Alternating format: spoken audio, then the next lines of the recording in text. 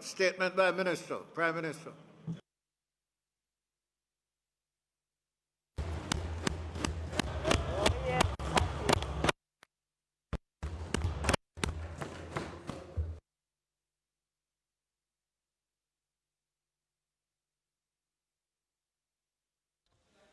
Our Constitution gives a government 5 years as a term of office, with the provision for the term to be briefly extended in the event of emergency circumstances.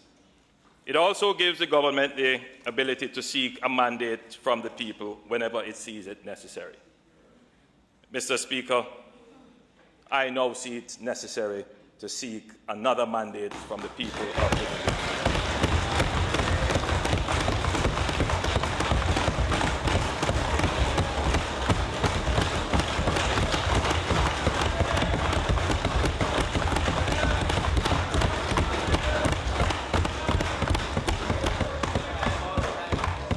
Mr. Speaker, this government Let's have some order, please.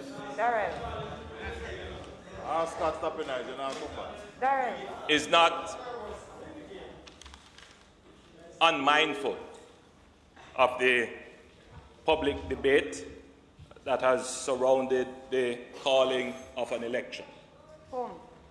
This government believes firmly in modernizing the institutions of our democracy. Hear, hear.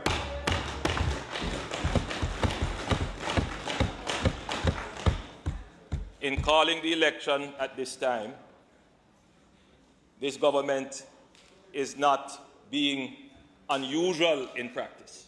In fact, Mr. Speaker, most governments have called the elections before the due date. Mr. Speaker, we continue, however, as the government, to maintain our aspirations towards a fixed election date. We, Mr. Speaker, even took a paper to this House.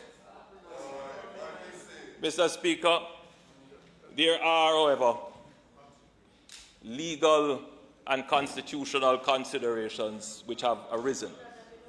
And, Mr. Speaker,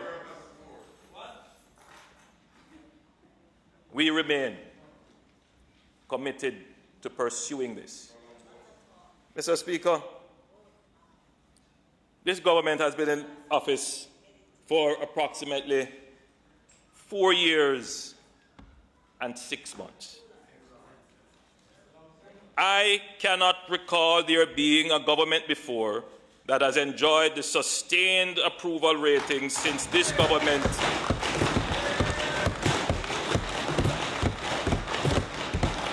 so late in our term, and even after facing an extensive crisis of the nature of a pandemic.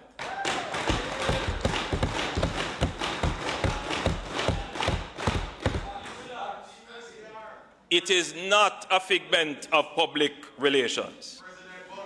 It is as a result of the collective hard work of the people of Jamaica, effective leadership of its government, and the guarding and guiding hand of our eternal Father.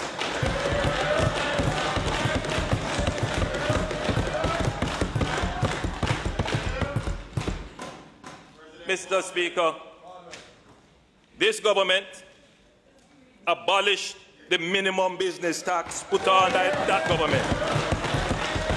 This government abolished the asset tax put on by that government. We abolished the ad valorem stamp duty on real estate and financial transactions.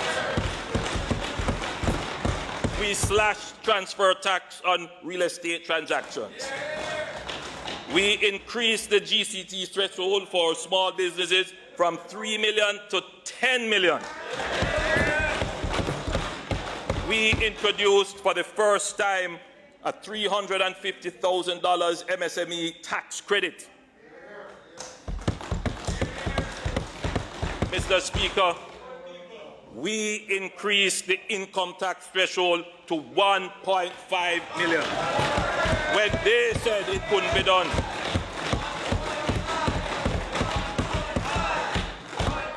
Mr. Speaker,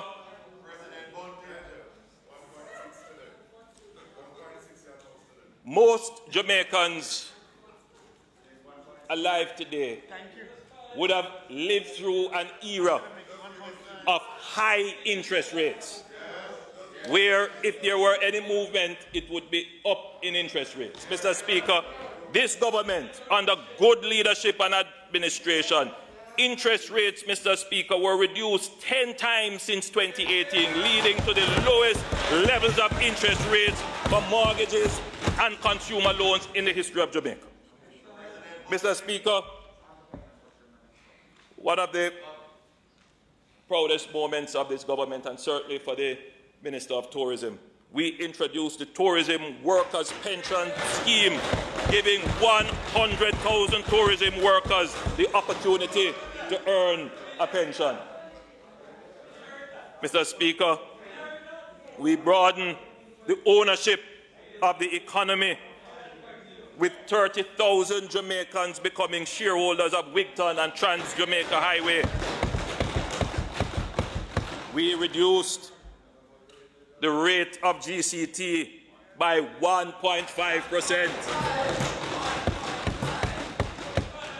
Mr. Speaker, under this government, Jamaica experienced the lowest level of unemployment in the history of the recording of the statistics.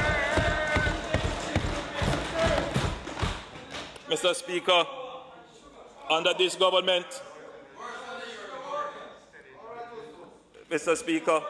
government,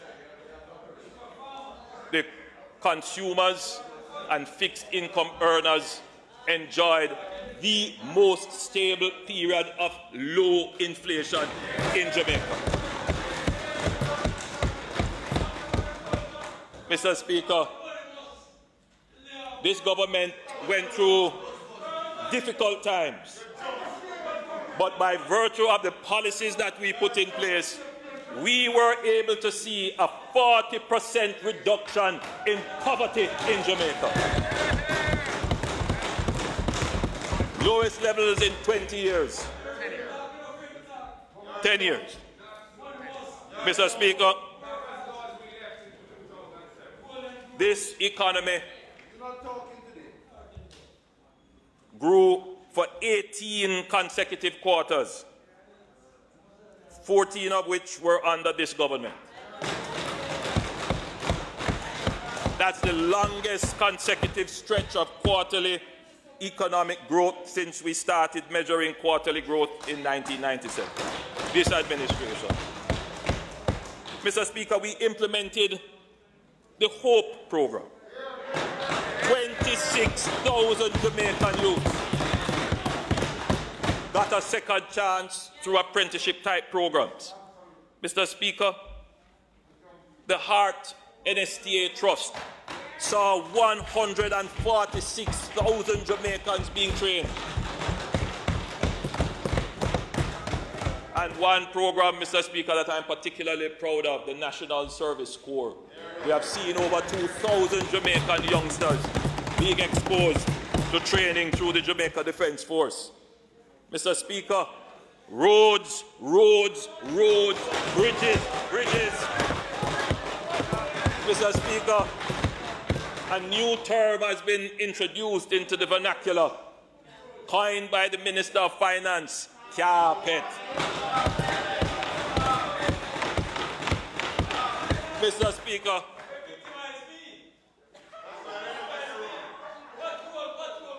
Mr. Speaker, when you go to 3 miles,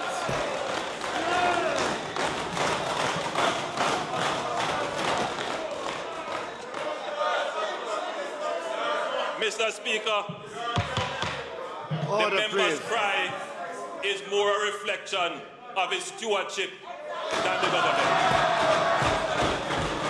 Mr. Speaker, when you look at Blackfield, when you look at Hagley Park Road, when you look at 3 miles, Mr. Speaker, when you go to Constant Spring, Mr. Speaker, all you can see is improvement in the infrastructure of this country. Mr. Speaker, we have many projects, but I want to point out one. Port Royal, Mr. Speaker, sat there for many years. Valuable historical asset, which we just look at it, Mr. Speaker. We just look at it and didn't do anything with it. Administrations come and administrations go. This government took it on, put in a plan, executed the plan, and now, Mr. Speaker, we can boast that we have a cruise ship here in Port Royal. Mr. Speaker, when you look at the South Coast Highway for St. Thomas and Portland, work has begun. Where is the member from St. Thomas Eastern?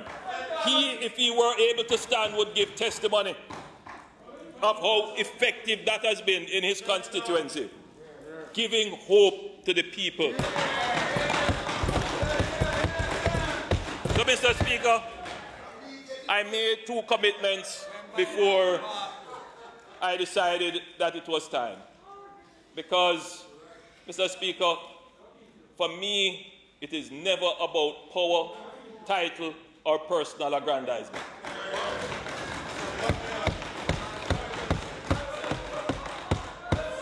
I consider it, Mr. Speaker, a great honor and indeed a privilege to be able to serve as Prime Minister of the people of Jamaica.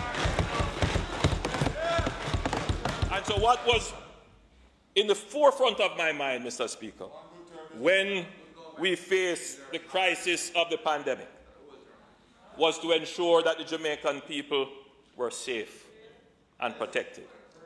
Mr. Speaker, I don't have to say how hard this government worked.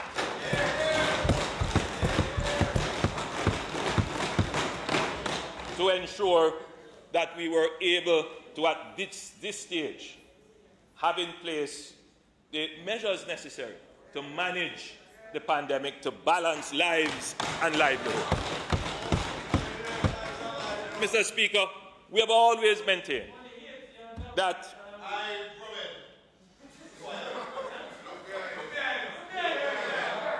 Mr. Speaker, we have always maintained that the government of Jamaica cannot do it by itself. Overcoming the pandemic has to be done together as a team with the government and its people. Every citizen has a duty to act responsibly. Mr. Speaker, we have put in place additional measures which have been gazetted. One of those measures can be used to exemplify the challenge we face. Mr. Speaker, we were just about to give the tourism industry another step up in the management of the pandemic, in allowing tourists on the resilient corridor to be able to go to attractions. With this recent outbreak, a part of the measures that we have to put in place would be to temporarily prevent that from happening so that we can have a sterile period of time to observe the spread of the virus nationally. And this is not something that we want to do. This is not something that we take any pleasure in doing, but it exemplifies the challenge in managing the pandemic. If we don't balance health and if we don't have our citizens acting responsibly, it has an impact on our economy. I toured some areas last week and I met a very articulate young man. And he pointed out to me that he is a worker in the tourism industry. He drives one of the tour buses. And he pointed out to me that he understands why the government has to close operations, and he says he's looking to now drive a taxi because he's not going to turn to crime. He understands he is going to find an alternative. And there are many Jamaicans, Mr. Speaker, like that, who have been terribly affected by the pandemic. And I know, Mr. Speaker, that they are suffering quietly, many of them. Their mortgages are falling due. The banks are calling to repossess their vehicles. As a government, it can't be about our political power. It has to be about ensuring that we keep people safe and we recover the economy. That is what it is. What has happened, Mr. Speaker, in all of this is that even if we had a fixed election date, once there is election fever in the air, then within the context of contested elections in a democracy, you will have activity that could potentially destabilize and distract a government from focusing on the important things such as recovering the economy and keeping our citizens safe.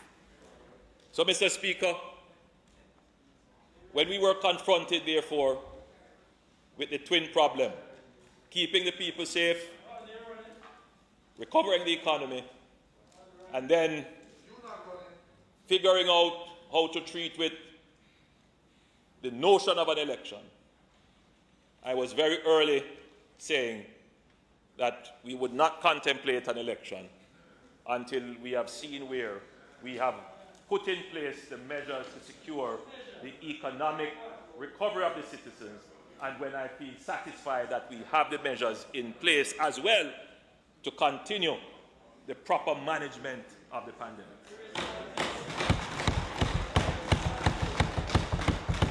Mr. Speaker, we are at that point. And now it is time. We have seen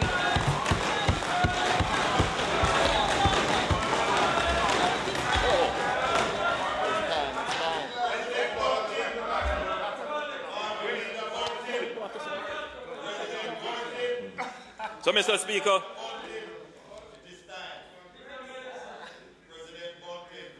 we have looked at the economic outturns. No doubt, by the close of the financial year, we will be probably seeing growth taking a negative hit. Could be in the region of 5%. But, Mr. Speaker, what I'm satisfied with is that our private sector has been fully mobilized, and they have participated in the solutions. And they themselves, Mr. Speaker, are very eager to get on with the business of recovery. So, Mr. Speaker, I have no doubt in my mind that Jamaica will recover stronger. I have no doubt in my mind that we will build back stronger. I have no doubt in my mind that under this administration, in partnership with the people of Jamaica, in unity and continuity, we will achieve the prosperity in the new Jamaica that we all want to see. With that in mind, Mr. Speaker, I have advised the Governor General in accordance with Section 64(5) of the Constitution to dissolve Parliament on Thursday, August 13, 2020. Acting on my advice, the Governor General is expected to take the necessary steps required by Section 64(1) of the Constitution to dissolve the Parliament by proclamation. I now further advise, in exercise of the powers conferred upon me by Section 21(1) of the Representation of the People Act, the following notice is hereby given. 1. This notice may be cited as the Representation of the People Act, Appointment of Nomination Day, Notice 2020. And 2, Tuesday, the 18th day of August 2020 is appointed as Nomination Day.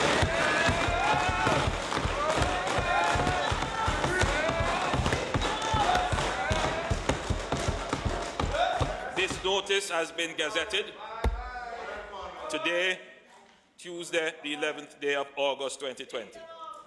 Consequently, the date fixed for the taking of the polls, that is the general elections for the year 2020, is therefore Thursday, September the 3rd, 2020.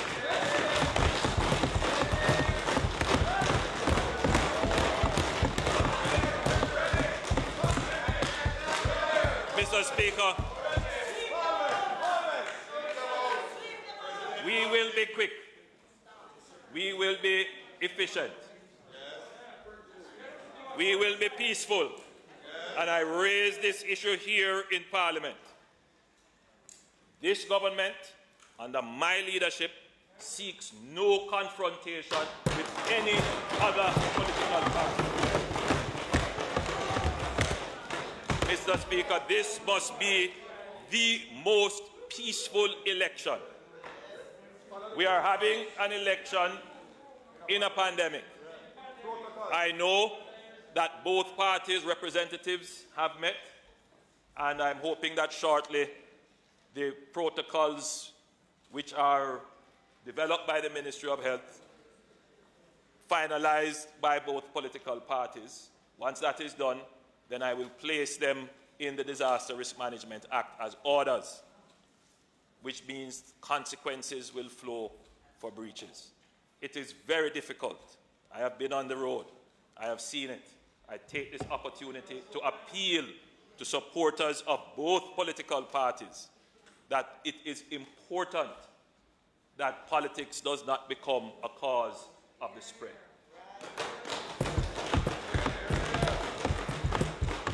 So, the kind of campaign to which we are accustomed may not be the campaign that will materialize. So if you don't get your hug or your wave or your squeeze or, all the things that make Jamaican politics so exciting and thrilling, don't feel no way. Because there are persons who may not appreciate immediately that we have to campaign in a different way. So, Mr. Speaker, it is all a new time for us with new measures that have to be in place. But I'm certain that on both sides, the political capital and will exists to ensure that the campaign is done according to the agreed upon measures. So, Mr. Speaker, I have decided to announce the elections here in Parliament because it is important that this House, which is the People's House, though divided by an aisle, is not a house of disunity. And in a time of crisis, unity must prevail. So, Mr. Speaker, I am coming to the House asking that we are united as a country. We go to elections, but we must always bear in mind now, united to fight the pandemic. And I therefore use this platform to appeal to the Jamaican people. Let us remain united. Let us remain as one people. There is always differences in opinion, and you have in your democracy the right to vote as you choose. But you can do so agreeably, peacefully, and responsibly. Let us do it together as one people, as we march on to prosperity in the new Jamaica that we all want to see. God bless Jamaica, land we love.